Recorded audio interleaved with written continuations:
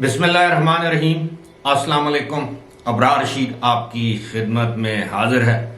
پاکستان میں army chief جب بھی کوئی بیان دیتا ہے تو اس کی ایک خصوصی اہمیت ہوتی ہے، لیکن ملک کے موجودہ حالات کے پیش نظر آرمی چیف کی جانب سے دیے جانے والے کسی بھی پیغام کی اہمیت اور بھی بڑھ جاتی ہے، اور ایسا ہی ایک واضح پیغام دیا ہے آرمی چیف نے۔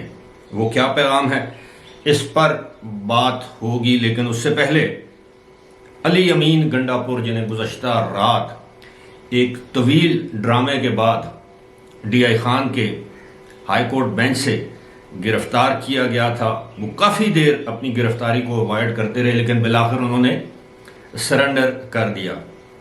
اور گرفتاری کے وقت یا گرفتاری کے بعد انہوں نے میڈیا سے بھی گفتگو کی، اور انہوں نے بتایا کہ انہیں معلوم نہیں انہیں کس مقدمے میں گرفتار کیا جا رہا ہے، حالانکہ انہوں نے بہت سے مقدمات میں ضمانتیں کروا رکھی ہیں۔ آج انہیں ڈی آئی خان میں ہی ایک مقامی مجسٹریٹ کی عدالت میں پیش کیا گیا، اور عدالت نے کہا کہ انہوں نے تو پہلے ہی ان کو 2 مقدمات میں ضمانت دے رکھی ہے۔ بہرحال مختصر سماعت کے بعد انہیں 6 روزہ جوڈیشل ریمانڈ پر جیل بھیج دیا گیا۔ اس دوران بھکر اور اسلام آباد کی پولیس کے حکام عدالت میں پہنچے، کمرہ عدالت میں پہنچے، اور عدالت سے استدعا کی کہ ان کو پنجاب پولیس یا اسلام آباد پولیس کے حوالے کیا جائے۔ عدالت نے یہ استدعا وقتی طور پر مسترد کی اور کہا کہ آپ کے پاس 6 دن ہیں، 6 دنوں کے اندر آپ اپنی تمام دستاویزات، ڈاکومنٹس مکمل کریں، عدالت کے سامنے پیش کریں کہ انہیں کون سے مقدمات کا سامنا ہے، تو پھر ان کی حوالگی جو ہے وہ اسلام آباد پولیس یا پنجاب پولیس یعنی بھکر کی پولیس کے سپرد ان کو کیا جا سکتا ہے۔ یاد رہے کہ علی امین گنڈا پور پر بھکر میں 2 مقدمات ہیں۔ ایک مقدمہ یہ ہے کہ انہوں نے ایک ناکہ توڑا، پولیس والوں سے بدکلامی کی، ہاتھا پائی کی، اور ان کے گارڈز نے پولیس چوکی پر فائرنگ کی۔ اسلام آباد میں جو کیس ہے وہ شاید اس سے بھی سنگین ہے۔ وہ ایک آڈیو ٹیپ اگر آپ کو یاد ہو ایک سامنے آئی تھی، جس میں وہ کسی شخص سے یہ کہہ رہے ہیں کہ اسلحہ لے کر آؤ، بندے لے کر آؤ، فلاں جا کر ان لوگوں کو رکھو، اور ہم نے اسلام آباد پر مخصوص علاقوں پر اپنا قبضہ کرنا ہے۔ تو یہ بہت سنگین معاملہ ہے، یعنی ایک ایٹمی ریاست کے دارالحکومت اسلام آباد پر چڑھائی، مسلح چڑھائی اور قبضے کی باتیں کی جا رہی ہیں، اسلحہ لانے کی باتیں کی جا رہی ہیں، یعنی ایک جتھا بند چڑھائی کی باتیں کی جا رہی ہیں۔ لیکن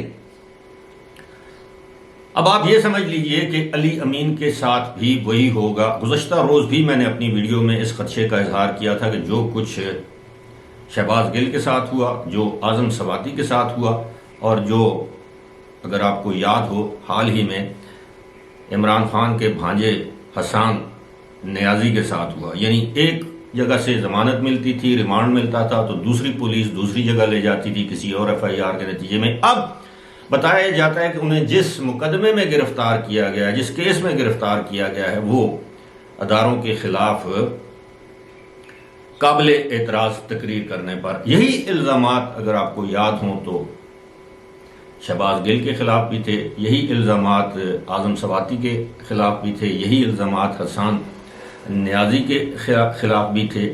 تو اب ایسے لگتا ہے کہ علی امین کی جو مشکلات ہیں ان میں دن بدن اضافہ ہوتا چلا جائے گا۔ ایک جگہ سے جان خلاصی ہوگی تو دوسری جگہ کی پولیس یا دوسرے صوبے کی پولیس انہیں حراست میں لے لے گی، یعنی اب ان کو، میرا ذاتی خیال یہ ہے کہ عید تک ان کو سرکاری مہمان رکھا جائے گا۔ البتہ علی امین گنڈا پور نے آج بھی کمرہ عدالت میں صحافیوں سے گفتگو کرتے ہوئے کہا کہ انہیں پاکستان کے جوڈیشل سسٹم پر مکمل اعتماد ہے اور انہیں خام خواہ جھوٹے کیسز میں ملوث کیا گیا ہے۔ ہم سب جانتے ہیں کہ علی امین گنڈا پور اپنی طبیعت، اپنے مزاج کے حوالے سے ایک سخت طبیعت، اور ویسے بھی وہ آپ کو پتہ ہے کہ اپنے علاقے کے سردار ہیں، گنڈا پور ہیں، ایک ٹرائب ہے، وہ اسلحے کے بھی شوقین ہیں، باڈی گارڈز کے بھی شوقین ہیں۔ لیکن انہی علی امین گنڈا پور کو ایک مرتبہ پولیس سے گرفتاری سے بچنے بجتے ہوئے ہم نے اسلام آباد کی سڑکوں پر دوڑ لگاتے ہوئے بھی دیکھا. آپ کو یاد ہوگا جب ان کی گاڑی سے کچھ کلاشنکوفیں اور شہد کی بوتلیں برآمد ہوئی تھیں. بہرحال اب آتے ہیں اپنے اصل موضوع کی جانب، جو ہے کہ آرمی چیف نے ایک واضح اور دو ٹوک پیغام دیا ہے. گزشتہ روز آرمی چیف دوسری مرتبہ لائن آف کنٹرول پر گئے، آزاد کشمیر میں اگلے مورچوں پر. وہاں پر انہوں نے جوانوں سے خطاب کرتے ہوئے 2-3 باتیں کی ہیں. ایک تو یہ ہے کہ انہوں نے کہا کہ کسی کو پاکستان کی طرف میلی آنکھ سے دیکھنے نہیں دیا جائے گا. پاکستان کے داخلی معاملات جیسے بھی ہوں، فوج مکمل طور پر مستعد ہے کسی بھی بیرونی جارحیت کا منہ توڑ جواب دینے کے لیے. اب دیکھا جائے تو یہ ایک روایتی سی بات ہوتی ہے، ہر آرمی چیف اسی طرح کی بات کرتا ہے، لیکن ہمارے سابق آرمی چیف کا جھکاؤ بھارت کی جانب تھا، یعنی انڈیا کی جانب تھا کہ ان کے ساتھ مذاکرات ہوں، معاملات جو ہیں وہ بہتری کی طرف جائیں، تجارت ہو. لیکن آرمی چیف نے اسی موقع پر یہ بھی کہا کہ پاکستان میں کسی بھی خارجی یعنی سطح پر سلامتی کے معاملے پر اور داخلی سطح پر، یہ ذرا نوٹ کیجئے گا کہ داخلی سطح پر بھی کسی بھی سلامتی کے معاملے کو برداشت نہیں کیا جائے گا، اس کا بھی منہ توڑ جواب دیا جائے گا. یعنی اگر داخلی سطح پر ملک کو کمزور کرنے کی کوئی سازش کی گئی، جو کہ یقیناً کی جا رہی ہیں، ایسی سازشیں ہمیشہ کی جاتی ہیں، تو اس کو برداشت نہیں کیا جائے گا.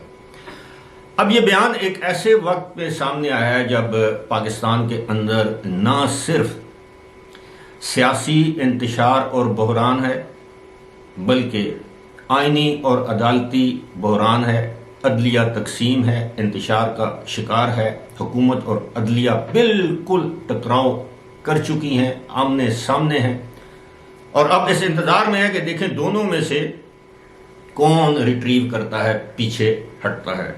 داخلی سلامتی کی بات ہو رہی ہے تو اس وقت جب میں آپ سے مخاطب ہوں تو جو قومی سلامتی کمیٹی کا جو اجلاس وزیر اعظم نے بلایا ہے، جس میں قومی سلامتی کمیٹی میں آپ کو پتہ ہے کہ مسلح افواج کے تینوں سربراہ، chairman joint chief of staff committee, D G ISI، D G intelligence bureau, D G MI، یہ تمام عسکری حکام اس میں شرکت کرتے ہیں. اب صورتحال یہ ہے کہ ایک دن بعد نیشنل سیکیورٹی کمیٹی کا اجلاس ہونا ہے. اس سے ایک دن پہلے آرمی چیف واضح طور پر یہ بیان دیتے ہیں کہ داخلی سلامتی کے حوالے سے کوئی کمپرومائز نہیں کیا جائے گا، بلکہ سختی سے نمٹا جائے گا. اگر آپ کو یاد ہو تو اپنے ملازمت کے بطور آرمی چیف آخری دنوں میں اس طرح کے بیانات جنرل قمر جاوید باجوہ بھی دے چکے ہیں. تو یقیناً وہی پالیسی کا تسلسل ہے، اور اب صورتحال یہ ہے کہ قومی سلامتی کمیٹی میں ان ایشوز پر ڈسکشن ہوگی. بظاہر تو یہی نظر آتا ہے کہ اس وقت اسٹیبلشمنٹ اور حکومت ایک صفحے پر ہیں، لیکن آپ کو پتہ ہے کہ پاکستان میں صفحہ پلٹنے میں یا صفحہ پھٹنے میں دیر نہیں لگتی. فی الحال اسی کے ساتھ مجھے دیجیے اجازت. خدا حافظ.